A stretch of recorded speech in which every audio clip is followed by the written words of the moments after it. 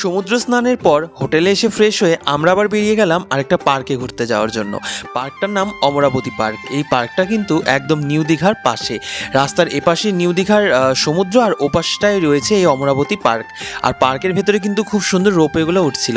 আর এখানে দেখো, এখানে নাকি একদম আমার মতন লাগছে দেখতে, এটা সবাই বলা বলি করছিল। তো সত্যি আমার মতন যদি লেগে থাকে আমাকে কমেন্ট করে তোমরা জানিও।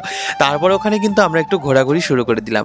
আর ওদের এটা নিয়ে হাসি উঠছে যে সত্যি ওকে নাকি আমার মতন লাগছে, কারণ আমার হচ্ছে কালো প্যান্ট আর কালো শার্ট, মানে কালো টি শার্টটা, তার জন্য ওদেরকে মনে হচ্ছিল যে ওটা নাকি সত্যি সত্যি আমি। তো পার্কটার ভেতরটা কিন্তু আমার খুব সুন্দর লেগেছে, মনে হচ্ছিল যেন আমি দার্জিলিংয়ে আছি। ওপরটা কিন্তু অনেকটা এরকমই।